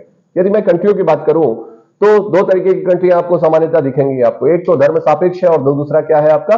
धर्म निरपेक्ष है। धर्म निरपेक्ष का मतलब क्या? कि स्टेट का कोई रिलीजन नहीं होता है, स्टेट का कोई स्पेसिफिक रिलीजन नहीं होता है जिसे वो स्पॉन्सर्ड करता है, जिसे वो प्रमोट करता है। जबकि धर्म सापेक्ष राज्य ऐसे होते हैं, कंट्रियां होती हैं जो किसी स्पेसिफिक रिलीजन को क्या करती है? प्रमोट करती है, उन्हें स्पॉन्सर्ड करती है, बाकी धर्मों के साथ उनका कोई लेना देना नहीं है। तो इंडिया कैसी कंट्री है? सेकुलर कंट्री है। इसका मतलब क्या हुआ? धर्मनिरपेक्ष है। इसका मतलब क्या है? इसका मतलब क्या हुआ? देखिए, स्टेट का कोई भी स्पेसिफिक रिलीजन नहीं है जिसे वो स्पॉन्सर्ड करता है, जिसे वो प्रमोट करता है। ठीक है, सभी रिलीजन के साथ उसका जो व्यवहार होता है वो कैसा होता है? इक्वल ट्रीटमेंट होता है। That is the neutrality. यही है तटस्थता। क्या है? ना तो मैं कुछ करने वाला हूं, ना तो उसमें कोई हस्तक्षेप करने वाला हूं, ऐसा नहीं है। न्यूट्रलिटी का मतलब ये नहीं, हम असिस्ट करेंगे लेकिन हस्तक्षेप नहीं करेंगे। हम आपको क्या करेंगे? हमारे यहां पॉजिटिव सेकुलरिज्म है। वन स्टेप आगे जब बढ़ोगे तो क्या है आपका? बोलो भैया। तो यहां पे आप देखिए, इसका मतलब क्या है कि हम हस्तक्षेप नहीं करेंगे लेकिन आपको असिस्ट करेंगे। क्या करेंगे? असिस्ट करेंगे। अब आप देख लीजिए, आपके यहां महाकुंभ लगता है, उसमें स्टेट पार्टिसिपेट करता है कि नहीं करता है? स्टेट इस बात को कंट्रोल करता है कि नहीं करता है? बोलो। इसी तरीके से आपके हज यात्राएं होती थी, हज यात्रा में आपको कुछ सहयोग कर रहा है कि नहीं कर रहा है? बोलो भैया। इसी तरीके से गुरुद्वारा में यदि कोई कार्य हो रहा है तो उसमें स्टेट जो है असिस्ट करता है। तो आपसे मैंने क्या कहा कि स्टेट सेकुलरिज्म का मतलब यह होता है कि कोई भी ऐसा स्टेट जिसका अपना कोई स्पॉन्सर्ड रिलीजन नहीं है, जैसे वो प्रमोट नहीं करता है, सभी धर्मों के साथ इक्वल ट्रीटमेंट करता है, कोई डिस्क्रिमिनेशन नहीं करेगा on the basis of the religion. किसके आधार पर? धर्म के आधार पर कोई जो है डिस्क्रिमिनेशन नहीं करेगा। तो ये वर्ड हमने कब इंट्रोड्यूस किया? 1976 में। अब आप देखिए कि जब आपके यहां संविधान बना तो संविधान में आपने देखा कि 15 आर्टिकल 15 जो है वो क्लास 1 एंड क्लास 2, ये कब आया था भैया? ये 1950 में आया था। 26 जनवरी 1950 को पैदा हो चुका था। कब पैदा हुआ था? यस और नो? 16 जो आया था वो कब आया था? इसकी जो बर्थ है वो कब हुई है? 26 जनवरी को, जब जिस दिन से इन्फोर्स हो गया उसी दिन से आ गया है कि नहीं आ गया है ये? बोलो यार। 25 से लेकर के 25 टू लेकर टू 28 तक जो है ये प्रोविजन कहां आ गया है? संविधान के साथ साथ आया हुआ है। 325 की बात करें, किसके बारे में? 325 की बात करें तो ये कॉन्स्टिट्यूशन के साथ ही आया हुआ है। आया है कि नहीं आया? मैं सारी बात नहीं करूंगा और वहां पे यही लिखा हुआ है कि state shall not discriminate, state shall not discriminate on the basis of religion dash dash dash dash. 5 words लिखा हुआ है 15 में। कितने? क्या नहीं? राज्य जो है क्या नहीं करेगा? कोई डिस्क्रिमिनेशन नहीं करेगा on the basis of religion. किसके आधार पर? रिलीजन के आधार पर। तो ये तो 26 जनवरी 1950 को ही बता दिया गया था कि धर्म के आधार पर कोई भेदभाव नहीं किया जाएगा, कोई डिस्क्रिमिनेशन नहीं किया जाएगा। डिस्क्रिमिनेशन का मतलब क्या समझते हैं आप लोग? डिस्क्रिमिनेशन का मतलब to give the priority to one to another. एक व्यक्ति को क्या दिया जाए? प्रायोरिटी दिया जाए, वरीयता दिया जाए दूसरों की तुलना में। That is the discrimination. तो आपसे क्या कहा है? ये स्टेट ऐसा काम नहीं करेगा। स्टेट क्या नहीं करेगा? कि on the basis of religion, on the grounds of religion वो क्या नहीं कर सकता है? कोई डिस्क्रिमिनेशन नहीं कर सकता। और ये बात कब बताई गई है? 19। यही तो है आपका सेक्युलरिज्म। कि मैंने आपसे बार बार क्या कहा कि स्टेट का अपना कोई स्टेट स्पॉन्सर्ड रिलीजन नहीं होगा, किसी विशिष्ट धर्म को प्रमोट नहीं करेगा, किसी विशिष्ट धर्म को लेकर के आगे नहीं बढ़ेगा। बोलो भैया। सभी धर्मों के साथ कैसा व्यवहार करेगा? समान व्यवहार करेगा। ये बात थी आपके संविधान में कि नहीं थी? इसका मतलब सेक्युलरिज्म जो है वो पहले से प्रिवेल कर रही थी कि नहीं कर रही थी? यस और नो? कर रही थी। अब जरा यही पे देखिए, यहां पे फिर जो क्लास 2 है वो ये कहता है कि on the basis of the religion, on the ground of religion, यहां पे रिलीजन के आधार पर क्या नहीं किया जाएगा, किसी भी पब्लिक प्लेस पर इंटर करने से उसे ऊपर कोई रिस्ट्रिक्शंस, कोई लाइबिलिटीज, कोई डिसेबिलिटी इंपोज नहीं किया जाएगा। ये आप 15 का क्लास 2 पढ़ेंगे। अभी हम लोग पढ़ेंगे, मैं आपको सिर्फ दिखा रहा हूं कि ये बात थी या नहीं थी। फिर 16 में देखोगे आप, 16 क्या कहता है आपका, रिलीजन के ग्राउंड पर, किस ग्राउंड पर, रिलीजन के ग्राउंड पर आप उन्हें अपॉर्चुनिटी से क्या नहीं कर सकते हो, डिप्राइव नहीं कर सकते हो। किसके आधार पर, इसका मतलब सभी धर्मों को समान अवसर होगा, सभी धर्मों के लोगों को क्या होगा, समान अवसर होगा। इसका मतलब किसी भी स्पेसिफिक रिलीजन को लेकर के आप आगे नहीं बढ़ रहे हैं। इसी तरीके से देखिए आप 25 to 28 किसके बारे में बात करता है, फ्रीडम ऑफ रिलीजन के बारे में बात कर रहा है। किसके बारे में, फ्रीडम ऑफ रिलीजन। 25 से लेकर के 28, 25 to 28 freedom of religion. And this provision was already, ठीक है, along with the constitution when it was introduced.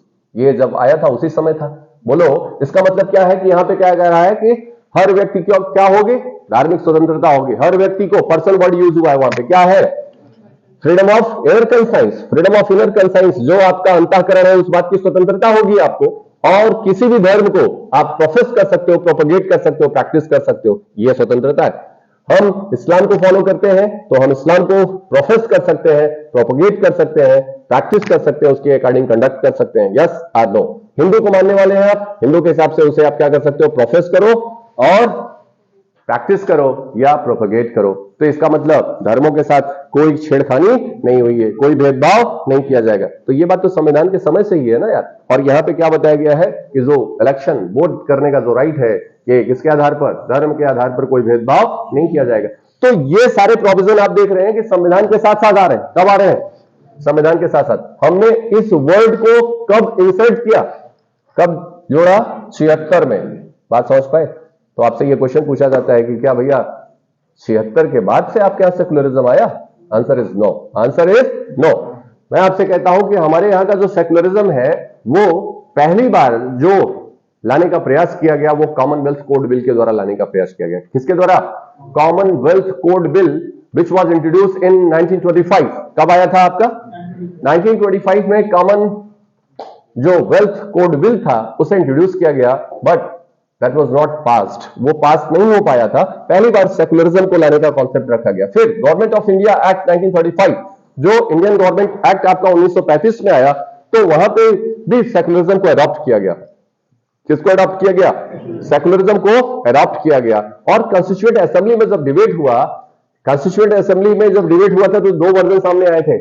CAD में दो वर्जन था, एक तो गांधीयन थॉट्स था, दूसरा पंडित नेहरू का थॉट्स था। गांधीयन थॉट्स क्या कहता है, रिलीजियस टॉलरेंस के बारे में बात करते थे। किसके बारे में, धार्मिक सहिष्णुता के बारे में बात किया उन्होंने। और धार्मिक सहिष्णुता का मतलब क्या हुआ, धार्मिक सहिष्णुता का क्या मतलब हुआ कि अपने धर्म को मान्यता देते हुए अन्य धर्मों का भी रिस्पेक्ट करिए, that is the religious tolerance. ये क्या है आपका, आप अपने रिलीजन का रिस्पेक्ट करिए, लेकिन just respect also to the others religion, दूसरों के भी धर्म क्या करेंगे आप, सम्मान देंगे। और दूसरा जो मामला था वो गांधीयन थॉट्स, ये गांधीयन का था। और पंडित नेहरू जो है उन्होंने क्या कहा कि state must follow the neutrality in affairs of the religion. जो भी राज्य होंगे वो रिलीजियस अफेयर्स पर क्या करेंगे, न्यूट्रलिटी को फॉलो करेंगे। बात समझ पाए। और इन्हीं के थॉट्स को क्या कराया गया, प्रिवेल कराया गया और इन्हीं के थॉट्स को लाया गया। इसके पीछे का कॉन्सेप्ट मैं बता दूं आपको, ये थॉट्स क्यों, कि रिलीजियस अफेयर्स में स्टेट जो है वो न्यूट्रल होगा। वाई, जब आप वेस्टर्न कॉन्सेप्ट को देखोगे तो वेस्टर्न कॉन्सेप्ट में जो सेकुलरिज्म है वो इंडिया के कॉन्सेप्ट से थोड़ा सा डिफरेंट है। वेस्ट का जो कॉन्सेप्ट है वो इंडिया के कॉन्सेप्ट से अलग है। उनके यहां का जो सेकुलरिज्म है, यानी पश्चिमी देशों का जो सेकुलरिज्म है, पश्चिमी देशों का जो सेकुलरिज्म है, वहां पे चर्च और स्टेट, पॉलिटी और रिलीजन, इनके बीच में कंफ्लिक्ट हुआ। किसके बीच में, चर्च के बीच में और स्टेट के बीच में, चर्च के बीच में और स्टेट के बीच में, पॉलिटी के बीच में और रिलीजन के बीच में क्या हो रहा है, कंफ्लिक्ट हो रहा है। क्या हो रहा है, कंफ्लिक्ट हो रहा है। ठीक है, मैं बड़ा कि तू बड़ा, यानी पोप जो है रिलीजियस हेड और क्राउन जो है, किंग जो है वो कौन है आपके, स्टेट के हेड है। तो देयर वाज अ कंफ्लिक्ट। तो ऐसी स्थिति में उनके यहां यह माना जाने लगा कि जो पॉलिटी है उसे रिलीजियस अफेयर से और रिलीजन जो है उसे पॉलिटिकल अफेयर से क्या होना चाहिए, सेपरेट होना चाहिए।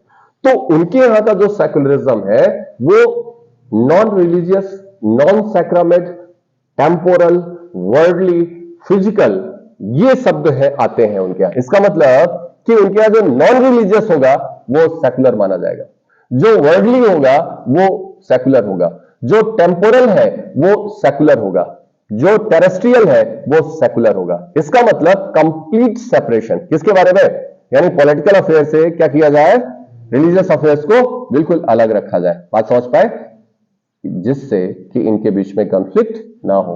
बात समझ पाए, तो धर्म में किसको जोड़ा जाए, यदि पॉलिटी को जोड़ दिया जाएगा तो वो क्या हो जाता है, कंफ्लिक्ट का ग्राउंड हो जाता है। एक बात। दूसरी रीजन जो है आपके यहां, ये तो मैं बेस्ट की बताया जहां से हमने देखा कि there is a chance to conflict, ठीक है ना, चांस है वहां पे। दूसरा जो कॉन्सेप्ट है वो क्या है, आपने देखा कि आपके यहां जो इंडिया का पार्टीशन हुआ था, जो विभाजन हुआ था, वो किस बेसिस पर हुआ था, on the basis of religion. किस बेसिस पर हुआ था, on the basis of religion. आप देखते हैं लॉर्ड कर्जन के समय से चले जाइए 1905 के समय से, है rule and divide, Muslim league 1906, Muslim league का जो गठन किया गया कब किया गया, 1906, माल्य मिंटो का सुधार 1909 में, ठीक है, सेपरेट इलेक्टोरल कॉलेज की डिमांड और उसे माना गया, मान लिया गया ना। और धीरे धीरे जो नेशनलिस्ट लीडर थे वो क्या होने लगे, वो कम्युनल होने लगे, यानी जो हमारे यहाँ का कम्युनल थॉट्स डेवलप हुआ, जो सांप्रदायिक बातें डेवलप हुई आपके यहाँ, वो किसके आधार पर हुई, on the basis of religion. किसके आधार पर, रिलीजन के आधार पर होने लगा। बोलो बेटा, रिलीजन के आधार पर। और यही जो कम्युनल थॉट्स थे आगे प्रिवेल करके और प्रीडोमिनेंट होकर के इंडिया और पाकिस्तान के विभाजन का क्या बन गए, कारण बन गए। बात समझ पाए, इसका मतलब धर्म कहां नहीं आना चाहिए, पॉलिटिकल अफेयर्स में नहीं आना चाहिए। तो वहां से सीख करके हमने ये बता दिया कि हमारे यहां की जो कंट्री होगी वो कैसी होगी, आपकी सेकुलर होगी। कैसी होगी, सेकुलर होगी। इसका मतलब सभी धर्मों के साथ हम कैसा व्यवहार करेंगे, समान व्यवहार करेंगे। द कॉन्सेप्ट इज वन, एक पहला कॉन्सेप्ट है। दूसरा जो कॉन्सेप्ट है वो क्यों हमने सेकुलरिज्म को अडॉप्ट करा, मैं आपको वो कंडीशन बता रहा हूं कि why we adopt the secularism. पहला कॉन्सेप्ट ने क्या बताया, the communal thought was emerged by the way of religion, by the basis of religion, the first one। दूसरा, माइनॉरिटीज के इंटरेस्ट को प्रोटेक्ट करना था। किसके इंटरेस्ट को प्रोटेक्ट करना था, माइनॉरिटीज के इंटरेस्ट को प्रोटेक्ट करना था। तो यदि कोई भी कंट्री यदि सेकुलर नहीं है तो वहां पे माइनॉरिटीज के जो इंटरेस्ट है वो अफेक्ट हो जाएंगे। कैसा दो, अब सिंपल सी बात है, और आप मान लो कि आपके यहाँ 97% जो है वो हिंदू हैं, 3% अदर आपके रिलीजन्स के हैं, तो जनरली किसका हित देखेगी सरकार, गवर्नमेंट किसके बारे में बात करेगी, 97 के बारे में बात करेगी ना। लेकिन आपने जो कॉन्सेप्ट लिया है वो कॉन्सेप्ट क्या लिया हुआ है कि on the basis of religion there is no any discrimination. ऐसी स्थिति में जो माइनॉरिटीज है उनके इंटरेस्ट क्या हो जाएंगे, प्रोटेक्ट होंगे या नहीं होंगे, यस आर नो। तो माइनॉरिटीज के इंटरेस्ट को प्रोटेक्ट करना था, that's why we adopted this soul, ठीक है ना, इस आत्मा को क्या कर लिया गया, शामिल किया गया। और तीसरा ग्राउंड्स क्या था, to just create the equality. क्या है, आपने प्रियम्बल में इक्वालिटी का कॉन्सेप्ट लिया हुआ है। बोलो भाई, ये आपका ऑब्जेक्टिव है। ऑब्जेक्टिव क्या है, equality in status and opportunity, ठीक है। और यदि आपकी कंट्री यदि सेकुलर होगी, इसका मतलब रिलीजन के आधार पर कोई डिस्क्रिमिनेशन नहीं होगी, तभी ट्रू सेंस में क्या आ सकता है, ट्रू सेंस में क्या आ सकती है, इक्वालिटी आ सकती है। ऐसा नो, तो मैंने आपको 3 कॉन्सेप्ट बताया, एक और बताया जो वेस्टर्न कॉन्सेप्ट था, ठीक है। दूसरा कॉन्सेप्ट मैंने आपको क्या बताया कि कम्युनल थॉट्स जो डेवलप हुए थे वो किसके आधार पर हुए थे, भारत का जो विभाजन हुआ था वो किसके आधार पर हुआ था, धर्म के आधार पर हुआ था। दूसरा मैंने आपको बताया कि माइनॉरिटीज के इंटरेस्ट को क्या करना था, प्रोटेक्ट करना था। तीसरा मैंने आपको क्या बताया, इक्वालिटी के कॉन्सेप्ट को लाना था। इसलिए हमने सेकुलरिज्म को क्या करा, अडॉप्ट करा। और सेकुलरिज्म आपका संविधान में ही था। कहां पे था, संविधान में ही था। और 26 जनवरी 1950 को इसे क्या कर दिया गया, लागू किया गया, उसी समय था। लेकिन इस वर्ड्स को इंफेसिस करने के लिए, इस धारणा को और अधिक पुष्ट करने के लिए इस वर्ड्स को क्या कर दिया गया, जोड़ दिया गया 1976 में 42वां संविधान संशोधन करके। यस आर नो, क्लियर हुआ। मैंने आपसे क्या बताया कि आपके यहां का जो सेकुलरिज्म है वो क्या बता रहा है, there is no discrimination on the basis of religion, on the ground of religion, ठीक है। एक बात रह गई जरा यार, ये तो धर्मनिरपेक्षता की बात कर रहे हैं आप, जबकि हमारे वर्ड्स में जो यूज किया गया है वो पंथ निरपेक्षता शब्द का प्रयोग किया गया। किसका वर्ड यूज किया गया? हमने धर्मनिरपेक्ष शब्द का प्रयोग नहीं किया गया है, ये जान लीजिए। कभी कभी आपसे इंटरव्यू में पूछ लिया जाता है, बात समझ पाए आप? हर जगह आप क्या देख रहे हो? धर्म देख रहे हो, धर्म देख रहे हो, धर्म देख रहे हो। कहीं पंथ लिखा हुआ है? आर्टिकल 15 में पंथ नहीं लिखा हुआ है, आर्टिकल 16 में पंथ नहीं लिखा हुआ है। बोलो भैया, आर्टिकल 325 में पंथ नहीं लिखा हुआ है। प्रियम्बल में जब आपने जोड़ा तो क्या लिखा हुआ है आपने? पंथ निरपेक्ष, ठीक है ना? Why this term was coined, why this term was adopted, not the धर्म निरपेक्ष? ऐसा क्यों हमने अडॉप्ट करा? तो मैं आपसे बता रहा हूं कि हमने धर्म की बात करोगे तो धर्म में 10 लक्षण होते हैं। कितने होते हैं? 10, ठीक है ना? धर्म का जो लक्षण है वो कितना है? 10 है। उसमें 2-3 आपको मैं बताता हूं। जैसे पेशेंस है, पेशेंस क्या है? ये धर्म का एक लक्षण है। बेनोवोलेंस क्या है? ठीक है, ये धर्म का एक लक्षण है। फॉरगिवनेस क्या है? धर्म का एक लक्षण है। बोलो भैया, क्लीनलीनेस जो है वो क्या है आपका? धर्म का एक लक्षण है, ठीक है। नॉन स्टीलिंग ये क्या है आपका? कैरेक्टरिस्टिक्स है। तो यदि आप धर्म की बात करो तो 10 क्वालिटी। धर्म ध्री धातु से बना हुआ है और ध्री धातु का मतलब धारण करना होता है। The qualities which you possess, the qualities which you retain. जो क्वालिटीज आप क्या करते हो? रिटेन करते हो, पजेस करते हो, that means you are a religious. इसका मतलब आपके अंदर यदि फॉरगिवनेस है तो यू आर अ रिलीजियस। मेरी बात आप समझ पाए? यदि आपके अंतर्गत पेशेंस है, यदि आप में इंटेलेक्ट है, यदि आप में क्लीनलीनेस है, तो आप क्या हो? रिलीजियस हो। क्या है आप? मेरी बात आप लोग समझ पाए? यदि ये क्वालिटीज यदि आप इनकलकेट करते हो अपनी पर्सनालिटी में तो माना जाएगा यू आर अ रिलीजियस, आप धार्मिक हैं। क्या है? मेरी बात आप समझ पाए? तो यदि इस परिभाषा के आधार पर देखा जाए तो विश्व का हर व्यक्ति क्या है? धार्मिक है। हर व्यक्ति क्या है? धार्मिक है। बात समझ रहे हैं आप लोग? हर व्यक्ति क्या है? धार्मिक है। कोई भी व्यक्ति धर्म निरपेक्ष नहीं हो सकता है। क्या नहीं हो सकता है? मैं आपको बात करूं कि कोई बड़ा सा बड़ा क्रिमिनल हो और बड़ा सा बड़ा टेररिस्ट हो, वो भी क्या होता है? इंटेलेक्चुअल होता है कि नहीं होता है? उसके पास भी दिमाग तो होता ही है ना। तो intellect is the quality of the धर्म। और धर्म जो है वो, तो हमने धर्म निरपेक्षता नहीं हासिल करी। तीनों टर्म समझ लीजिए, एक तो धर्म है, एक तो रिलीजन है और तीसरा आपका सेकुलरिज्म। क्या है आपका? सेकुलरिज्म। मेरी बात आप समझ पाए? तो हमने किस टर्म को अडॉप्ट करा है?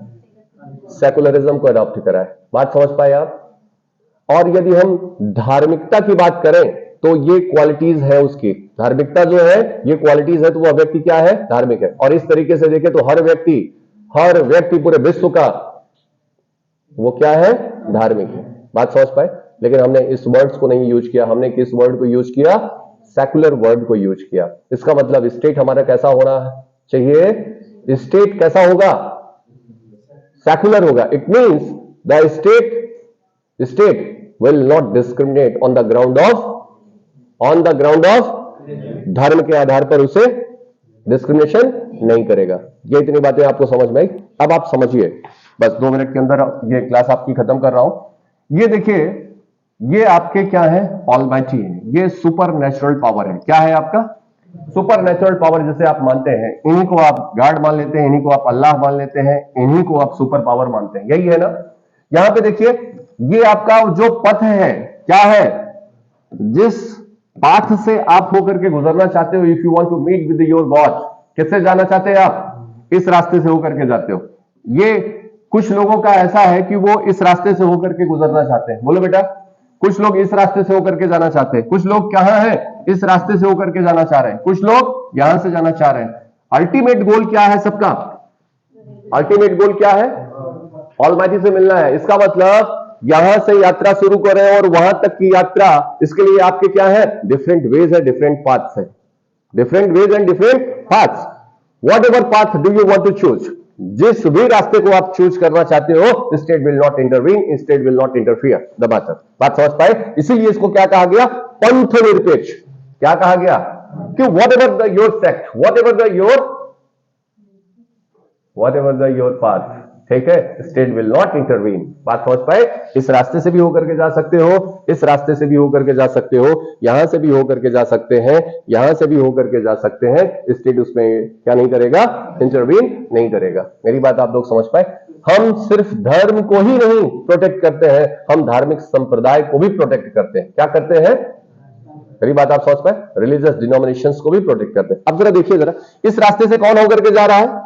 यहां से मान लीजिए कि ये रास्ता ऐसा है जो सिया भाई का है, वो उनकी एक आइडियोलॉजी है, वो यहां से जाने का उनका रास्ता है। यहां कौन है? आपका सुन्नी है, ये इनका एक रास्ता है जो उस रास्ते को फॉलो करके जाते हैं। ये एक कॉमन ग्रुप है, एक कॉमन ऑर्गेनाइजेशन है, कॉमन पीपल है, कॉमन आइडियोलॉजी है, इनका रास्ता ये है और इस रास्ते से यहां तक पहुंचेंगे। ऐसा लो। दूसरा, ये कौन है? आपके सुन्नी है, इनकी कॉमन ग्रुप है, कॉमन ऑर्गेनाइजेशन है, कॉमन जो है आइडियोलॉजी है और इस रास्ते से पहुंच रहे हैं। यहां पे देखिए, ये कौन है आपके? ये आपके जैन के लोग हैं, इसमें कुछ श्वेतांबर है और कुछ दिगंबर है। तो श्वेतांबर का रास्ता ये है और दिगंबर का रास्ता ये है पहुंचने का। ये आपके हीनयान और महायान है। हीनयान का रास्ता ये है ऑलमाइटी से मिलने का और महायान का रास्ता ये है। बोलो बेटा।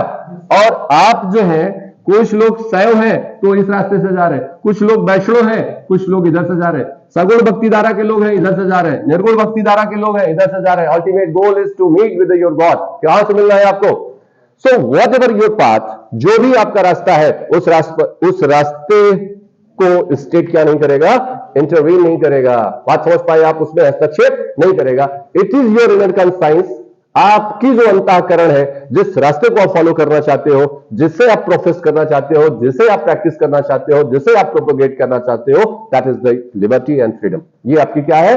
लिबर्टी और फ्रीडम। गॉट माय पॉइंट और नॉट? तो हमने किस वर्ड को यूज किया? पंथ निरपेक्ष को। किसको? पंथ। इस पंथ से मैं निरपेक्ष हूं। ठीक है, आप चलिए यात्रा करिए। कुछ रिस्ट्रिक्शंस है, मैं बार बार आपसे कहता हूं कि आपके फंडामेंटल राइट्स पर क्या है? रिस्ट्रिक्शंस भी हैं। क्या है? There is no absolute right is given by the, आपको एब्सोल्यूट राइट नहीं दिया गया है। बात समझ पाए आप? तो रिस्ट्रिक्शंस है, बाद में हम डिस्कस करेंगे। अभी मैं ये जो आर्टिकल्स पढ़ाया, ये सब सिर्फ एक इंट्रोडक्टरी पार्ट के तौर पर बताया। 3 शब्दों की व्याख्या करी है मैंने। इन 3 शब्दों को देखिएगा। यदि वीडियो आपको अच्छी लगेगी तो लाइक कर दीजिएगा, शेयर करिएगा, सब्सक्राइब करिएगा। और यदि इसमें कोई कहीं पे भी कोई डाउट हो तो आप जरूर कमेंट करके बताइएगा। Thank you.